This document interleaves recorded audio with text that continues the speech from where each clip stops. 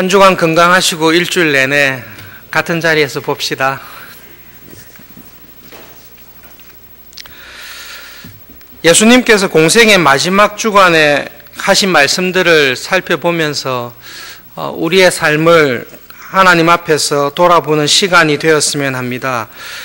무화과 나무를 저주한 사건은 몇 가지 점에서 좀 의아한 면이 있습니다. 다른 복음서에 보면 무화과 나무가 열매를 맺을 시기가 아니었다라는 기록이 있습니다.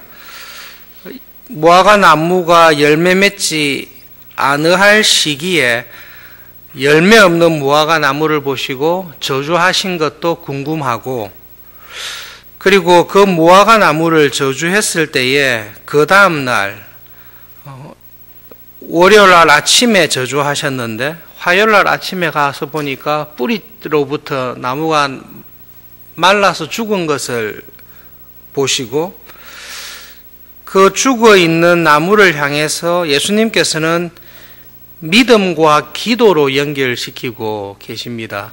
그래서 간단하게 보이는 것 같습니다만은 예수님께서 하신 말씀은 잎사귀가 무성한 무화과 나무에 대한 저주를 하셨는데, 그것이 나중에는 기도의 문제로 다시 연결되어 있습니다. 그래서 오늘 이 아침에는 잠깐 왜 무화과 나무를 저주하셨는지, 그리고 저주하는 것을 통해 이스라엘 백성들에게 또 우리들에게 주시는 예수님의 말씀이 무엇인지를 생각해 보도록 하겠습니다. 첫 번째로는 이 부분입니다. 열매가 전혀 맺을 수 없는 시기에 열매가 없다고 해서 저주하시면 되나라는 문제가 생깁니다. 과일나무에 대해서 제가 무지해서 잘 모르는데, 사과나무에 사과가 몇 월에 열립니까? 아마 한겨울에는 열리지는 않겠죠. 만약에 한겨울에 사과나무를 보고 열매가 없다고 해서 저주를 하시면 아무리 예수님이시지만 굉장히 잔인한 일이 될 것 같습니다. 무화과 나무는 1년에 열매를 맺는 시기가 두 시기가 있었다라고 우리들은 알고 있습니다. 이른 열매를 맺을 시기가 있고 늦은 열매를 맺을 시기가 있습니다. 이른 열매를 맺을 시기는 3월 말에서부터 이른 열매가 나와서 5월과 6월이 되면 완전히 익게 된다고 합니다. 그러나 이른 열매이기 때문에 아주 작은 열매가 맺게 됩니다. 그런데 그 작은 열매가 3월 말부터 시작해서 5, 6월에 작은 열매로 익게 되는데, 빨갛게 익었을 때는 무화과 열매를 먹을 수 있다고 합니다. 그런데 그 열매가 늦은 열매로서 점점 자라서 완전히 크고 익은 열매가 되는 것은 8월에서 10월입니다. 그래서 무화과 나무의 열매를, 완전히 익은 열매를 따먹는 시기는 8월에서 10월 사이입니다. 지금 우리가 고난주간을 지내고 있기 때문에 예수님께서 이 무화과 나무를 만나셨을 때는 지금일 것입니다. 아마 이른 3월 말부터 5월과 6월 사이인데요. 예수님께서 무화과 나무에게서 찾았던 열매는 10월 달에 열리는 풍성한 열매가 아니라 3월 말부터 시작되는 익기 시작하는 작은 열매를 찾았습니다. 무화과 열매의 별명이 가난한 자들의 음식이라는 별명을 가지고 있습니다. 그리고 무화과 열매의 특징은 잎사귀가 나올 때 같이 나오거나 잎사귀가 나오기 전에 이런 열매가 항상 나오는 것입니다. 그래서 예수님께서 무슨 일인지 모르지만 월요일 아침에 예루살렘으로 들어가실 때 시장하셨습니다. 마침 잎사귀가 무성한 무화과 나무를 보고 10월은 아니지만 그래도 이런 열매가 있겠다. 왜냐하면 잎사귀가 나오면 반드시 무화과 나무는 열매가 맺기 때문에 열매를 찾으러 갔는데, 뜻밖에도 잎사귀만 무성할 뿐 열매가 찾을 수 있는 작은 열매들이 없었습니다. 문제는 이런 시기에 작은 열매가 없는 무화과 나무는 늦은 시기에도 열매를 전혀 맺지를 못합니다.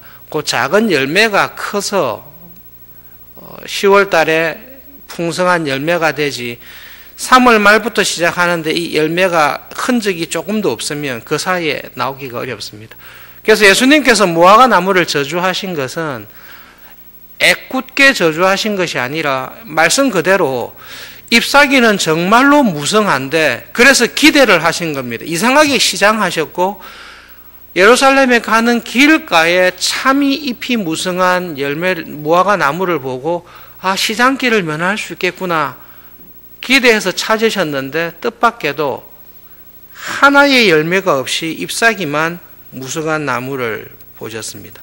그거를 보시고 예수님께서는 갑자기 나무를 통해 지금 예수님 공생의 마지막에 이스라엘의 영적인 상태를 연결시키시고 그 나무에 대해서 저주를 하신 것입니다. 예수님께서는 육체적으로 배고픈데 음식을 주지 않는 나무에 대해서 화풀이를 하신 것이 아니라 지금 이 무화과 나무의 상태를 보았을 때에 이 나무의 상태가 예수님 공생의 마지막에 하나님께서 부르셨으나 열매 맺지 못하는 이스라엘의 영적인 상태와 연결하셔서 이스라엘을 심판하실 하나님의 심판의 징조로서 무화과 나무를 저주하고 있습니다. 누가복음에 보시면 13장에 가시면 이런 말씀이 있습니다. 포도원에 무화과 나무를 심었습니다. 무화과 나무는 이스라엘을 나타냅니다. 3년의 시간을 주었습니다. 그런데 열매가 하나도 맺지 않았습니다. 포도원 주인이 포도원 지기에게 이렇게 말을 했습니다. 땅만 버리고 있는 저 무화과 나무를 찍어서 버리도록 해라 명령을 했습니다. 그때 포도원 지기가 포도원 주인에게 간곡히 부탁을 합니다. 금년에 그대로 두십시오. 제가 두루 파고 거름을 주어서 무화과 나무를 잘 돌보겠습니다. 그렇게 이야기를 합니다. 근데 포도원 지기가 그 말하고 난 다음에 한 가지 더 중요한 말씀을 합니다. 내가 올해에 거름을 주고 두루 살펴서 열매를 맺도록 하겠습니다. 그런데 올해에도 열매가 없으면 그러면 찍어서 버리십시오. 그것이 포도원 지기가 주인에게 한 말씀입니다. 예수님께서 열매 맺지 못하는 무화과 나무를 보시면서 굉장히 실망하셨습니다. 왜 실망했는가 하면 열매가 없다는 것을 무성한 잎으로 숨기고 있기 때문에 그렇습니다. 잎이 무성한 무화과 나무는 반드시 열매가 맺게 되어 있습니다. 왜냐하면 무화과 나무는 잎이 나오기 전에 열매가 먼저 나오든지 잎이 나올 때 열매를 항상 맺는 것이 무화과 나무의 특징이기 때문에 그렇습니다. 그런데 뜻밖에도 열매가 하나도 없는데 열매가 하나도 없다는 것을 교묘하게 잎이 무성한 것으로 감추고 있었습니다. 예수님께서 땅만 버리고 있는 저 무화과 나무는 내가 배고플 때도 먹을 것을 하나도 안 주었듯이 시장한 가난한 사람들이 기대하고 왔지만 저기에서는 열매를 결코 얻지 못할 것이다. 그런 무화과 나무는 그냥 죽는 것, 땅만 버릴 뿐이지 죽는 것과 아무런 상관이 없다. 무화과 나무에게 저주하셨습니다. 누구를 향해서 경고하신 것입니까? 하나님의 백성으로 부름받았으나 제사를 드리고 율법을 지키고 하나님의 백성으로 산다고 하지만 실제로는 하나님이 찾으시는 열매 맺지 못하는 이스라엘 백성들을 향한 경고와 심판의 메시지로 무화과 나무에 대해서 저주하십니다. 공생의 마지막 주간 초반부에 예수님께서 하신 중요한 두 사건이 있습니다. 성전을 청결케 하신 사건입니다. 그리고 이 성전이 돌 위에 돌 하나도 남지 않고 파괴될 것이다 라는 말씀을 공생의 마지막 주간에 하십니다. 공생의 마지막 주간 똑같이 예수님께서는 무화과 나무를 저주하시면서 무성한 잎으로 하나님이 찾으시는 열매 맺지 아니하는 이스라엘을 이 무화과 나무와 같이 저주하고 심판할 것이다. 는 경고의 말씀을 마지막 주간에 이스라엘에게, 우리에게 주고 계십니다.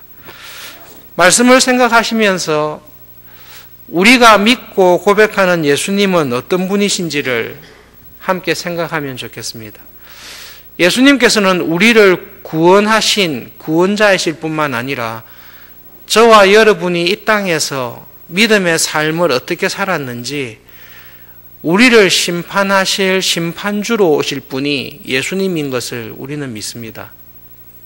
마태복음 마지막 장에 하늘과 땅의 모든 권세를 아버지께서 내게 주셨다. 부활하신 예수님께서 하늘과 땅의 모든 권세를 나에게 주셨다. 이제는 하나님께서 심판하실 것이 아니라 모든 권세를 받은 내가 마지막 날 심판대에서 심판할 것을 말씀하십니다. 예수님 재림하시고 최후의 심판 때 하나님께서 우리를 심판하십니다. 누구를 통해서 하십니까? 예수님을 통해서 저와 여러분을 심판하실 것입니다. 그때 예수님께서 우리에게 찾으시는 것은 하나님께서 받으실 만한 어떤 열매를 맺었는가를 보시고 우리의 삶을 평가하실 것입니다. 여러분, 한 주간 시작하시면서 이 시간에 올해를 시작하고 난 이후에 혹은 이때까지 믿음 생활하고 난 이후에 하나님 앞에서, 예수님 앞에서 우리 자신을 돌아보는 시간이 되었으면 좋겠습니다. 혹시 하나님께서 저를 살피시고 믿음의 구원에 합당한 어떤 열매를 맺었느냐라고 저를 살펴보실 때 혹시 제가 입만 무성하고 하나님께서 찾으시는 열매를 맺지 않고 있는 그런 지경에 있지는 않는지 하나님 저의 영적인 모습을 깨닫게 해 주십시오. 초등학교 시절에 학교의 교훈 중에 한 가지가 111선이인데요. 하루에 한 가지라도 착한 일을 하자라는 것을 강조하셨습니다. 오늘 하루를 지나실 때에 내가 서 있는 자리에서 하나님께서 찾으시는 열매를 한 가지로라도 맺으면서 살아갈 수 있는 은혜를 주십시오. 분주하고 바쁘게 살았지만 입만 무성한 삶이 되지 않게 해주시고 어떻게 하면 하나님이 기뻐하시는 열매 맺는 삶을, 그런 삶을 살 수 있을지 하나님 믿음과 은혜를 더해 주십시오. 그 기도를 하시면서 오늘 하루를, 한 주간을 살아가실 수 있기를 바랍니다.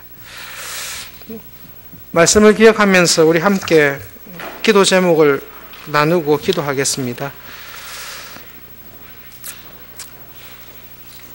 오늘 주신 말씀대로 예수님께서 저의 삶을 살피실 때에 열매 맺는, 하나님께서 찾으시는 열매와 결실이 있는 그런 삶을 살도록 은혜 주십시오. 두 번째로 특별히 선교지에 있는 파송한 선교사들과 후원하는 선교사님들을 위해서 기도해 주시기를 바랍니다.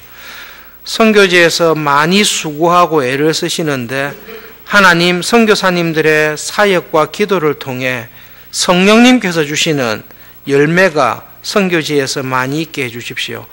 특별히 기도 부탁하고 있는 시에라리온의 이순복 선교사님, 에볼라 전염병으로 상당히 조심하며 영육간에 강건하도록 기도 부탁을 드리고 있습니다. 하나님, 전염병으로부터 선교사님들과 선교지에 있는 사람들, 그 지역에 있는 사람들을 지켜주십시오. 개인적으로 오늘 하루 살아가실 때 하나님, 오늘 일터에서 열매 맺는 삶을 살도록 성령님께서 도와주십시오. 기도 제목들을 가지고 기도하시고 주님과 동행하시는 하루 되시기를 바랍니다. 기도하겠습니다.